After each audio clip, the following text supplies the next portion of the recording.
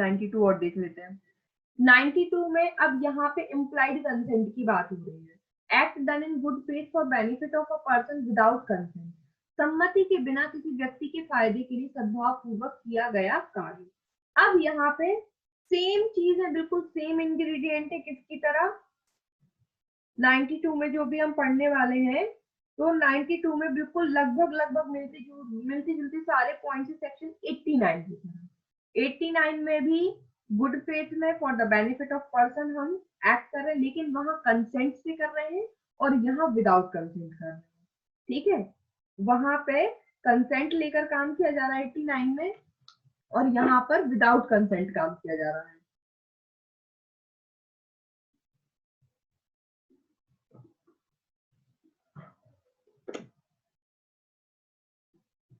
Nothing is an offense by reason of any harm which it may cause to any person for the benefit, for whose benefit it is doing in good faith, even without that person's consent.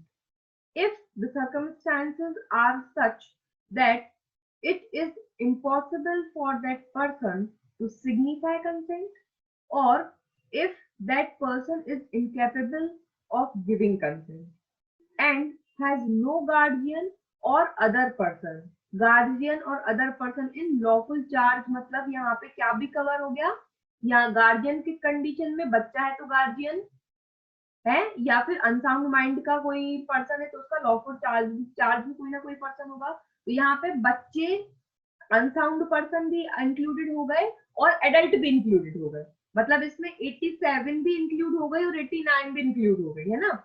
तो 88 में 87, 88, लेकिन similar क्यों है ये 89 similar क्यों है, क्योंकि language 89 से इसमें सिमिलर है। तो अब यहाँ पर क्या कहा गया है, कोई बात जो किसी व्यक्ति के फायदे के लिए सद्भाव पूर्वक यद्यपि उसकी सम्मति के बिना की गई है, ऐसी किसी अपहानि के कारण जो उस बात से उस व्यक्ति को कारित हो जाए, अपराध नहीं है, यदि परिस्थितियां ऐसी हो कि उस व्यक्ति के लिए यह असंभव हो कि वह अपनी सम्मति प्रकट करे या वह व्यक्ति सम्मति देने के लिए असमर्थ हो और उसका कोई संरक्षक या उसका विधिपूर्ण भार साधक कोई दूसरा व्यक्ति ना हो, जिससे ऐसे समय पर सम्मति अभिप्राप्त करना संभव हो कि वह बात फायदे के साथ की जा सके। अब यहाँ पर बात हो रही है कि बहुत immediate urgent matters, accidental matters जो आ जाते हैं, ऐसे मैटर्स जहां पर उस समय पे उस परिस्थिति में उसका कोई साथ में कोई रिलेटिव नहीं है जिससे कंसेंट ली जा सके, वो पर्सन खुद जो है ऐसी कंडीशन में है, बेहोश है, मतलब बिल्कुल इनसेंसिबल कंडीशन में है, उसको खुद ही होश नहीं है कि वो कंसेंट दे सके, लेकिन इमीडिएट ट्रीटमेंट की जरूरत है। तब ऐसी कंडीशन में डॉक्टर क्या करेगा, डॉक्टर जो है उसको ऑपरेट करना शुरू कर देगा, और ऐसे ऑपरेट करने में यदि उस पर्सन को कोई हार्म हो जाता है तो डॉक्टर को क्या किया गया है, यहाँ पर बचाव दिया गया, प्रोटेक्शन दिया गया। तो कुल मिलाकर सेक्शन 92 जो है वो कहीं ना कहीं एक बार फिर से किसको बचाव प्रदान कर रही है, वही चिकित्सीय व्यवसायियों के लिए ही ये प्रावधान है। तो अगेन सेक्शन 92 में भी जो मेडिकल प्रैक्टिशनर्स है उनको क्या किया गया, प्रोटेक्शन दिया गया है। तो अब यहाँ पे बिना कंसेंट के होता है, कोई भी जो एक्ट डॉक्टर कर रहे हैं या कोई भी बचाने वाला व्यक्ति, वो बिना उस पर्सन की कंसेंट से कर रहा है जिस पर्सन के बेनिफिट के लिए करना है, लेकिन गुड फेथ में होना चाहिए। गुड फेथ मतलब ड्यू केयर एंड अटेंशन होना चाहिए। अब यहाँ पर जो बात हो रही है कंसेंट की, तो एक्सप्रेस कंसेंट तो नहीं है, लेकिन ये कैसी कंसेंट है, इम्प्लाइड कंसेंट है। तो सेक्शन कैसी कंसेंट है, ध्यान रखना है, यहाँ पर कैसी कंसेंट है, यहाँ पर इम्प्लाइड कंसेंट है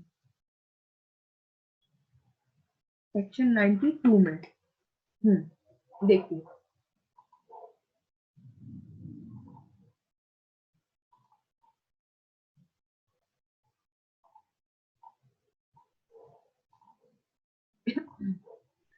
The object of section 92 is the protection of medical practitioners who, in order to save the life of a patient, have to risk such patient's life or who may have to inflict pain for revealing pain. तो जो main उद्देश्य है section 92 का वो जो चिकित्सा व्यवसायी हैं उनको प्रोटेक्ट करना है।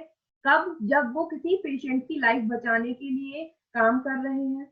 It is intended to meet those cases which do not comes either under section 88 और 89। अगर 88 और 89 की कंडीशन नहीं मिल पा रही है तो कौन सी सेक्शन एप्लीकेबल हो जाएगी? 92। क्यों? क्योंकि 88 में तो कंसेंट है, 89 में भी कंसेंट है, एक्सप्रेस वेदर इम्प्लाइड दोनों है वहां पर। लेकिन यहाँ पे तो कंडीशन ऐसी है कि व्यक्ति जो आया है वो एबल ही नहीं है कंसेंट देने के लिए, इसलिए ये सेक्शन 92 बिल्कुल अलग से बना दी गई कि अब डॉक्टर को कह दिया गया भैया कंसेंट के लिए वेट मत करो, क्योंकि कंसेंट भरवाने के चक्कर में सामने वाले की जान चली जाएगी। तो ये केसेस को इसलिए बनाया गया क्योंकि पहले बहुत टाइम तक ये होता था कि कंसेंट फॉर्म भरना पड़ता। जब भी कोई एक्सीडेंटल केस आता तो डॉक्टर क्या बोलते, पहले कंसेंट फॉर्म पे साइन करवाइए तब हम करेंगे, नहीं तो हमें लीगली लायबिल ठहराया जाएगा। तो ऐसे क्या होता था, बहुत सारे पेशेंट्स मर जाते थे, इसलिए ये प्रोविजन लाया गया कि भाई अगर ऐसा कोई पेशेंट आता है जिसको इमीडिएट बहुत मेडिकल केयर की जरूरत है, नहीं तो वो मर जाएगा, तो ऐसी कंडीशन में आप उसका उपचार जो है, उसका ट्रीटमेंट जो है शुरू कर दो। ठीक है, तो जहां 88 और 89 के कंडीशंस नहीं मिल पा रही है तो 92 एप्लीकेबल हो जाएगी और कंसेंट का वेट नहीं करना है, डॉक्टर को तुरंत ट्रीटमेंट शुरू कर देना है। Section 92 is very much similar to which section 89। ये क्वेश्चन आता है तो ध्यान रखना। सेक्शन 92 किससे मिलती जुलती है? 89 से। Under section 89 consent is substituted consent. 89 के अंतर्गत जो कंसेंट है वो उसको क्या बोलते हैं? सब्स्टिट्यूटेड कंसेंट, प्रतिस्थापित सहमति। ठीक है, ध्यान रखना। और 92 के अंदर इम्प्लाइड कंसेंट, विवक्ष सम्मति। क्या होता है सब्स्टिट्यूटेड कंसेंट? 89 में क्या है? बच्चा है या अनसाउंड माइंड का पर्सन है, तो बच्चे हैं कंसेंट नहीं दे सकते, अनसाउंड माइंड के पर्सन है सहमति देने के लिए असमर्थ बताए गए, इसलिए उनकी तरफ से कौन दे रहा है? उनके गार्डियन या उनका लॉफुल संरक्षक दे रहा है। इसलिए जो कंसेंट देने वाली बात है वो क्या हो गई? रिप्लेस हो गई ना, प्रतिस्थापित कर दी गई। बच्चे हैं और अनसाउंड माइंड है तो आप एलिजिबल नहीं है, तो आपकी जगह पे आपके गार्डियन और आपके कंसेंट देंगे। इसको क्या कहा गया? Substituted consent. सब्स्टिट्यूटेड या प्रतिस्थापित का मतलब ही होता है कि अपना राइट किसी और को दे देना, मतलब प्रतिस्थापित कर देना। तो यहाँ पे कंसेंट क्या हो रही? गार्डियन के पास है कंसेंट, लॉफुल संरक्षक के पास है, तो इसलिए सब्स्टिट्यूटेड कंसेंट है कहाँ पर? 89 में। पूछ सकते हैं कि सेक्शन 89 में कौन सी कंसेंट है, आपको ऑप्शन दे देंगे substituted consent, express consent, implied consent, none of the above, तो सब्स्टिट्यूटेड कंसेंट ध्यान रखना। और 92 में इम्प्लाइड कंसेंट। इम्प्लाइड कंसेंट अब जो है वो दो प्रकार की होती है। पहली, उस कंडीशन में जब जो पर्सन है वो कंसेंट देने के लिए बिल्कुल सक्षम ही नहीं है। It is impossible to obtain consent because the person who may give consent may not be available for a long time and the operation is immediate। Operation करना सामने वाले का बहुत जरूरी है और वो कंडीशन में नहीं है, मतलब उसकी जो कंसेंट है वो ली नहीं जा सकती है। या अगर कोई बच्चा है, सपोज करिए बच्चे का एक्सीडेंट हुआ है और डायरेक्ट बच्चा आया है, अकेला था, स्कूल से लौट रहा था, एक्सीडेंट हो गया, अब उतने समय के लिए इतना अर्जेंट उसका ऑपरेट करना जरूरी है कि माँ बाप की कंसेंट लेने का इंतजार नहीं कर सकते कि हॉस्पिटल में जब तक वो आए तब वो मर ही जाए। तो अभी क्या है, उसके बिहाफ में कंसेंट देने के लिए माँ बाप अवेलेबल नहीं है, तो ऐसी कंडीशन। दूसरी, कंसेंट गिवन बाय इम्प्लीकेशन और इनफेड from the conduct of the person.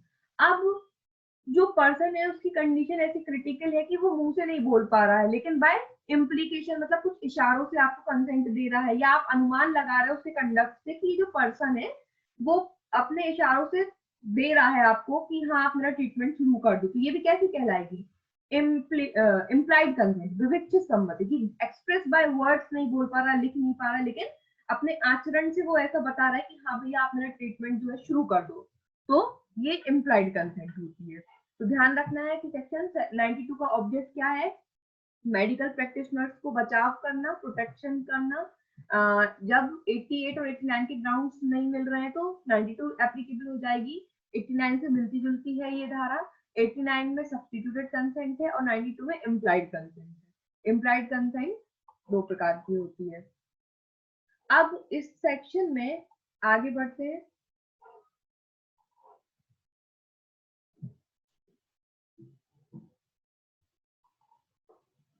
अब भाई अगेन फिर से क्या हो गए, चार प्रोविजो हैं कि कब जो है सेक्शन 92 का एक्सेप्शन जो है कब नहीं लेंगे, वही डेथ कॉज करने का इंटेंशन नहीं होना चाहिए, या अटेम्प्टिंग टू कॉज डेथ, मृत्यु कारक करने का आशय या मृत्यु का प्रयत्न करने का आशय नहीं हो, फिर वो एक्ट किया गया हो।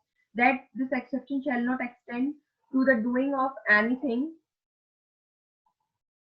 which the person doing it knows to be likely to cause death for any purpose other than the preventing of death or grievous hurt or the causing of any grievous disease or infirmity। अब क्या कह रहे हैं कि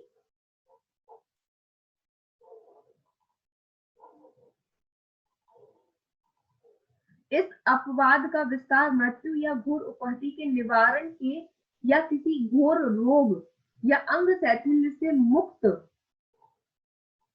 करने के प्रयोजन से भिन्न किसी प्रयोजन के लिए किसी ऐसी बात के करने पर ना होगा जिससे करने वाला व्यक्ति जानता हो कि उससे मृत्यु कारक हो जाएगी।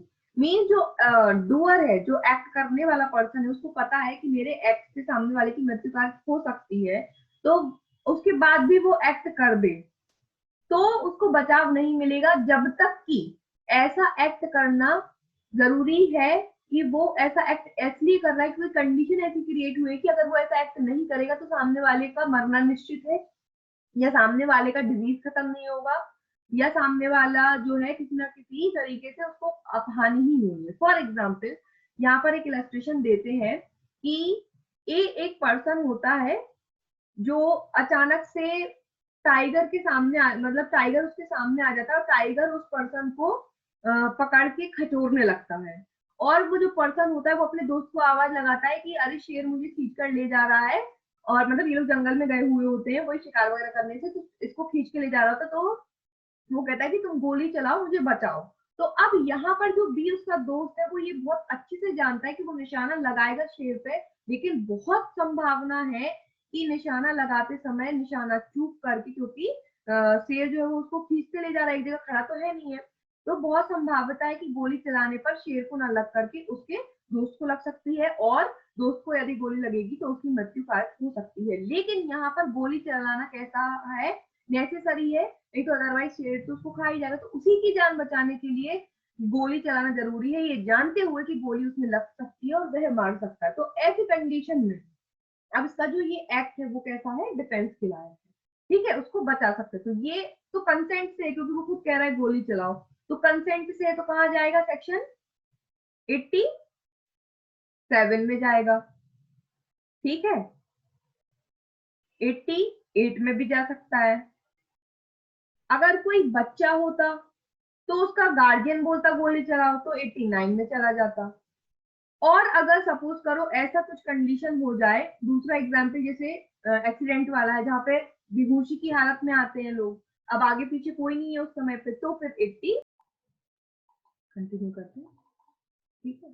थर्ड एक्सेप्शन क्या है, फिर थर्ड एक्सेप्शन है कि that this exception shall not extend to the voluntary causing of hurt or to the attempting to causing hurt for any purpose other than the preventing of death or hurt। इस अपवाद का विस्तार मृत्यु या उपहति के निवारण के प्रयोजन से भिन्न किसी प्रयोजन के लिए स्वेच्छा उपहति कारित करने या उपहति कारित करने का प्रयत्न करने पर नहीं होगा। अब यहाँ पर ये बताया गया है कि जब तक आपको किसी सामने वाले पर्सन की डेथ होने से बचाने के लिए ऐसा कोई काम करना पड़ रहा है कि सामने वाले को कुछ ना कुछ हर्ट हुआ, कोई ना कोई उपहति होगी, तो आप कर सकते हैं, लेकिन ग्रीवियस हर्ट नहीं कर सकते। इस सेक्शन में ग्रीवियस हर्ट करने से रुका है, क्यों, क्योंकि यहाँ विदाउट कंसेंट काम हो रहा है।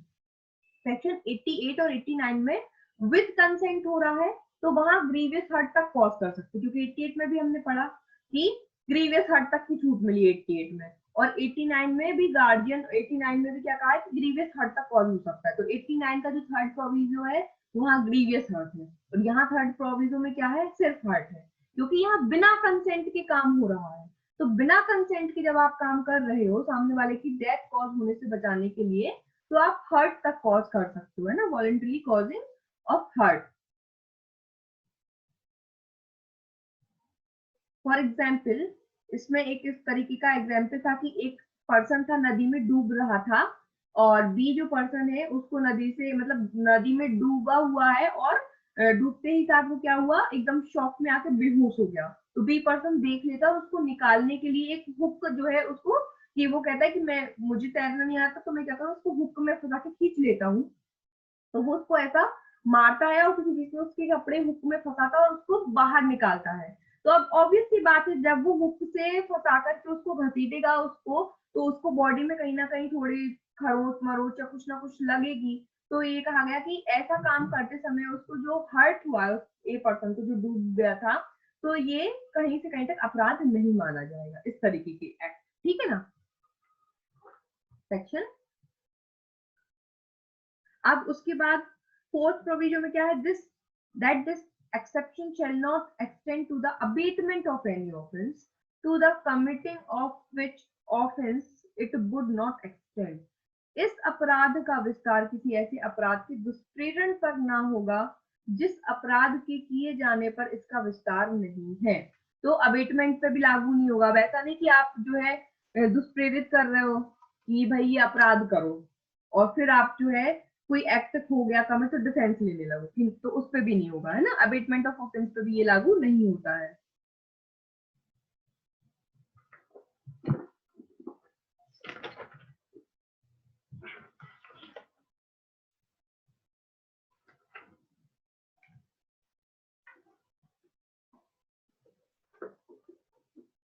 अब देखिए इसके इलस्ट्रेशन, उससे क्लियर होगा सारी चीजें।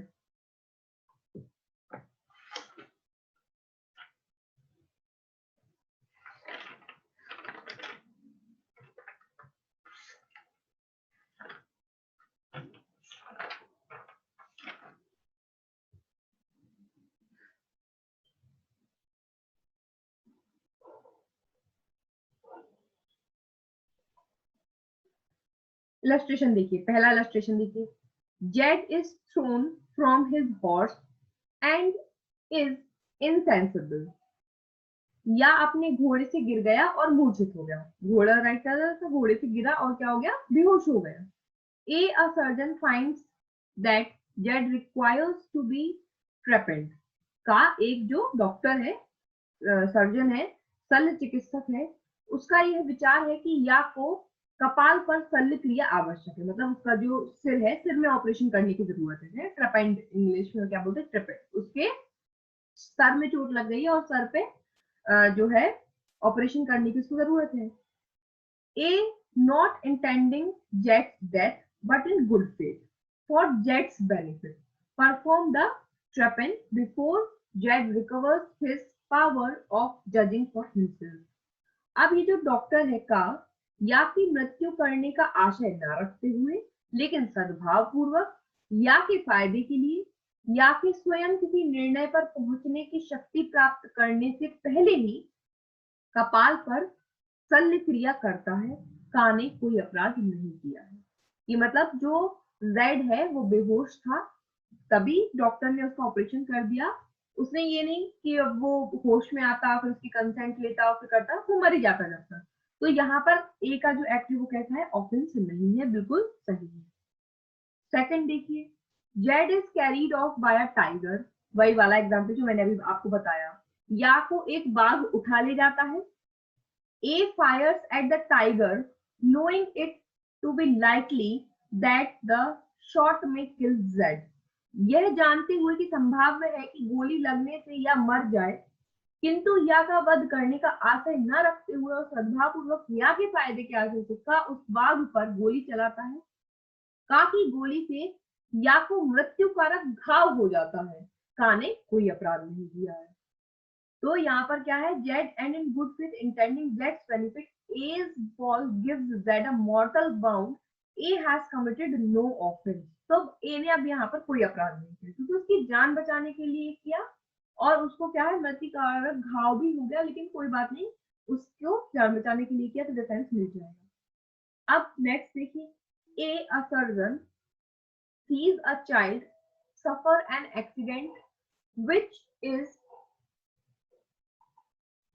likely to provide fatal unless an operation be immediately performed। क्या हुआ इस इलस्ट्रेशन में,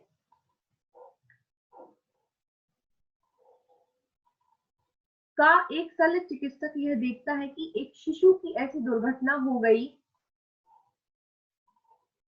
जिसका प्राणांतक साबित होना संभव है, मतलब उसका एक्सीडेंट ऐसा हुआ है, इतना फैटल हुआ है कि वो जो है बिल्कुल मरने की कंडीशन में है। यदि शल्य कर्म तुरंत ना किया जाए, अगर उसका ऑपरेशन तुरंत ना किया जाए तो वो मर जाएगा। इतना समय नहीं है कि उस शिशु के संरक्षक से आवेदन किया जा सके, इतना टाइम नहीं कि उसके पेरेंट्स का वेट करें कि वो आकर के कंसेंट दें। का सद्भाव पूर्वक शिशु के फायदे का आशय रखते हुए शिशु के अन्यथा अनुनय करने पर भी शल्य कर्म करता है। का ने कोई अपराध नहीं किया। A perform the operation in spite of the entries of the child intending in good faith the child benefits, A has committed no offense। तो मतलब वो तो बच्चा था, तो वो रो रहा था, वो मना कर रहा था, नहीं मुझे नहीं करवाना, ऑपरेशन नहीं करवाना, उसके बाद भी ऑपरेशन कर देता है, तो उसने कोई अपराध नहीं किया है। अब देखिए, A is in a house which is on fire with Z, a child। एक घर में आग लग गई है, वहां पर एक शिशु है या, और एक शिशु या के साथ का एक जलते हुए गृह में है, मतलब एक घर में आग लगी हुई है, वहां पर एक बच्चा है और एक आदमी है। एक people blow hold out a blanket, गृह के नीचे लोग एक कंबल तानकर खड़े हैं कि बच्चे को वहां से फेंक दो ताकि बच्चा बच सके। A drops the child from the house top knowing it to be likely that the fall may kill the child but not intending to kill the child and intending in good faith the child's benefit। का उस शिशु को यह जानते हुए कि संभाव्य है कि गिरने से वह शिशु मर जाए, किंतु उस शिशु को मार डालने का आशय न रखते हुए और सद्भाव पूर्वक उस शिशु के फायदे के आशय से गृह छत पर से नीचे गिरा देता है। उस बच्चे को वो छत से नीचे फेंक देता है। ये जानता है कि हो सकता है कि फेंकते समय थोड़ा सा उसका जो है डायरेक्शन गलत हो जाए, बच्चा कंबल में ना गिर कहीं और गिर सकता है, उसकी मृत्यु हो सकती है, लेकिन कोई और ऑप्शन ही नहीं है। पूरी सीढ़ियां जल चुकी है, पूरा घर आधे से ज्यादा जल चुका है, कोई और ऑप्शन नहीं कहीं और से निकाला जा सके, और नीचे लोग खड़े थे, तो उसने ये जानते हुए फेंका कि बच्चा मर जाए। इवन अब here even if the child is killed by the fall he has committed no offence. अब इस कंडीशन में यदि बच्चे की मृत्यु हो जाती है तो भी ए ने कोई अपराध नहीं किया है। ठीक, अब देखिए एक्सप्लेनेशन, अगेन वही एक्सप्लेनेशन जो अभी हम 88, 89 और 92 में पढ़ते आ रहे हैं कि pecuniary benefit is not benefit with in the meaning of section 88, 89 and 92। धन संबंधी फायदा फायदा नहीं है धारा 88, 89 और 92 के अंतर्गत। सेक्शन 88 में बेनिफिट पड़ा, 89 में बेनिफिट पड़ा, और अब 92 में बेनिफिट पड़ रहा है, तो यहाँ पे धन संबंधी फायदा कहीं से कहीं तक नहीं है। ठीक,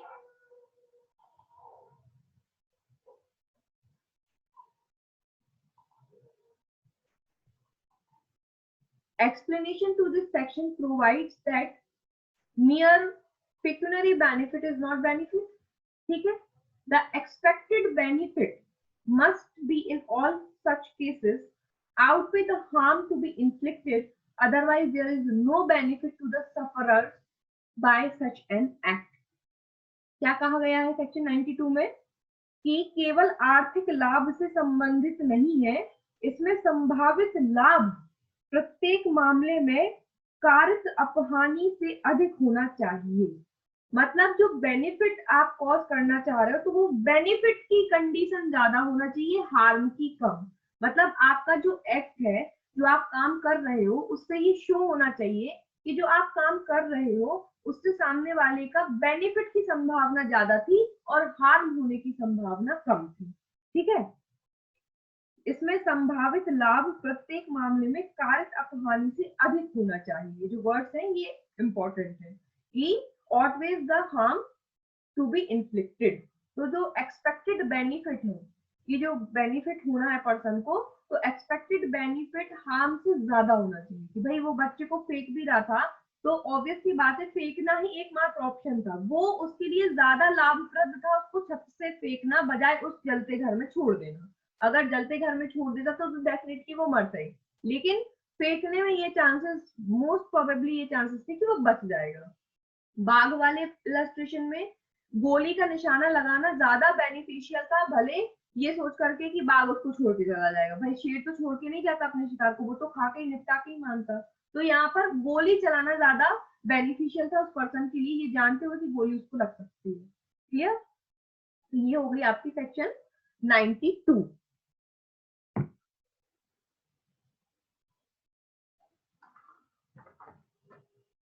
तो ये सेक्शन 87 से सेक्शन वॉलेंटाइन नॉन फिट इंजुरिया है ना। सेक्शन 87 से 92 तक का ये पूरा एक ही कंसेप्ट चल रहा है।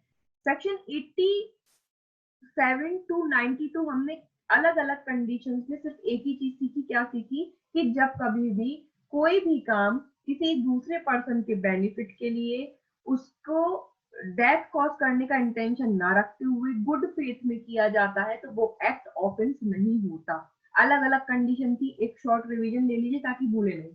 87 में क्या कंडीशन थी पहले? 87 में ये था act not intended and not known to be likely to cause death और grievous hurt done by consent. वहां पर बात की गई थी गेमिंग्स वगैरह की 87 में, कि कभी भी कोई काम 18 वर्ष से ऊपर आयु के व्यक्ति से उसकी कंसेंट से जब की जाती है, ये जानते हुए कि उसको कोई हार्म कॉज हो सकता है, लेकिन सिर्फ वहां पर डेथ और ग्रीवियस हर्ट कॉज करने का इंटेंशन नहीं होना चाहिए, और ना ही डेथ और ग्रीवियस हर्ट होने की संभावना भी नहीं होना चाहिए। उसके अलावा कोई हार्म हो सकता है, ये जानते हुए 18 वर्ष से ऊपर आयु के व्यक्ति से कंसेंट लेकर के यदि कोई एक्ट किया जाता है और उस एक्ट को करने में कोई हार्म हो जाता है तो वो अपराध नहीं है, सेक्शन 87। तो यहाँ पर किसकी बात की गई थी? गेम्स वगैरह की, है ना। कोई गेम्स है, बॉक्सिंग गेम्स है, लेकिन एक्ट फिर वही बात आ गई 91 साथ में चलेगा। 91 में क्या कि वो जो एक्ट है वो अनलॉफुल नहीं होना चाहिए। ऐसा कोई गेम नहीं खेलेंगे जो अनलॉफुल होगा, जैसे WWF। वो WWF वाला जो है वो अनलॉफुल माना जाता है क्योंकि उसमें जान तक ले ली जाती है। तो यहाँ पर क्या कहा है कि जो गेम है, लिमिटेशन क्या है उसकी? गेम ऐसा नहीं होना चाहिए जिसमें डेथ होने की संभावना हो, जिसमें ग्रीवियस हर्ट होने की संभावना हो। गेम की लिमिटेशंस क्या बताई गई है? ऐसा गेम होगा जिसमें डेथ और ग्रीवियस हर्ट होने तक की संभावना नहीं होनी चाहिए, संभावना भी नहीं होनी चाहिए। आशय तो बहुत दूर की बात है ना, आशय तो होना ही नहीं चाहिए, संभावना भी नहीं होना चाहिए। हाँ, बस ये है कि आपको पता है कि जो गेम हम खेलने वाले हैं उससे हर्ट तो कॉज होगा। जैसे बॉक्सिंग, भाई बॉक्सिंग में ऑब्वियस सी बात है पंच मारे जाते हैं, तो पंच मारेंगे तो पंच से हर्ट तो हो गई, भाई लाल भी पड़ेगा, सूजेगा, आंख काली भी पड़ेगी, इतना तो नॉर्मल है उसमें। लेकिन उसमें क्या है, कंसेंट ले पार्टी की कंसेंट, और कंसेंट से खेल रहे हैं, और फिर जैसे पंच मारने में कोई सूज जाता है या आंख लाल पड़ जाती है कुछ, तो फिर उसका बिहाफ में आप केस नहीं फाइल करोगे, वहां पे डिफेंस ले सकता है पर्सन जिसने पंच मारा है ना, अगर उसके अगेंस्ट केस फाइल किया जाए तो वॉलेंटाइन नॉन फिट इंजूरिया थी 87 में, जिसका क्या मतलब था? जो सम्मति देता है उसे क्षति नहीं होती। Who gives consent never suffers injury. ठीक, उसके बाद क्या था?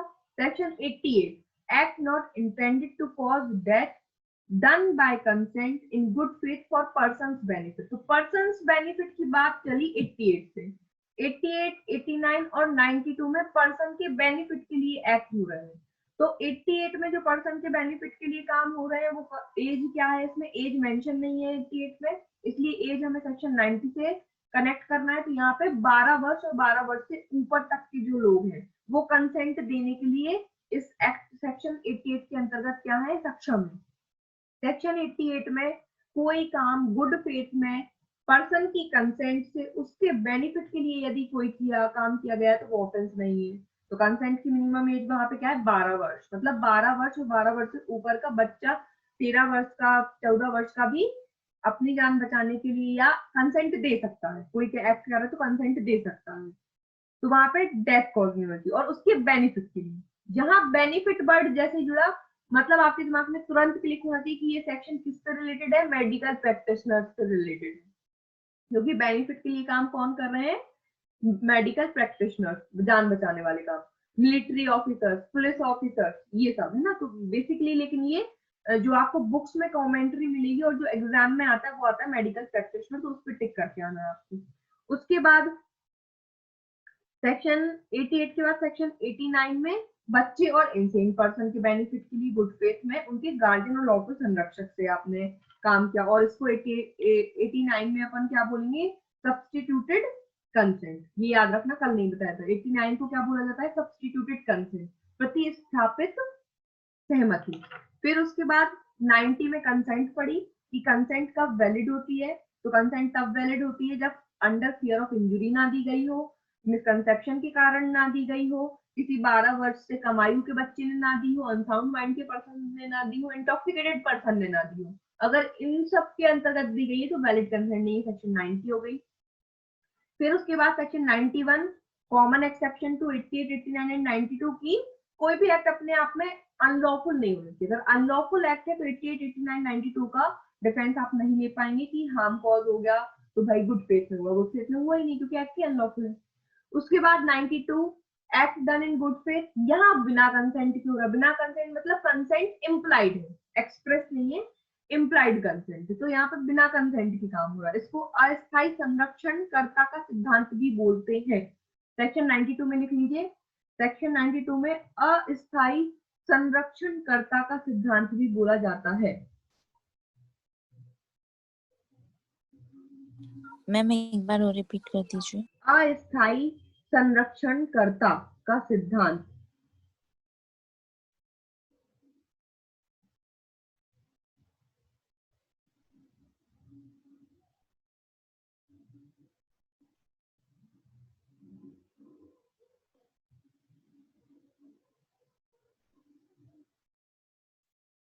ठीक है, प्रिंसिपल ऑफ टेम्पररी गार्डियनशिप। उसके बाद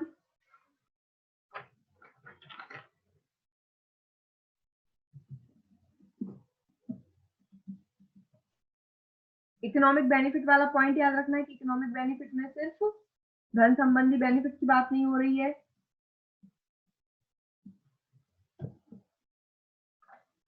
ठीक है,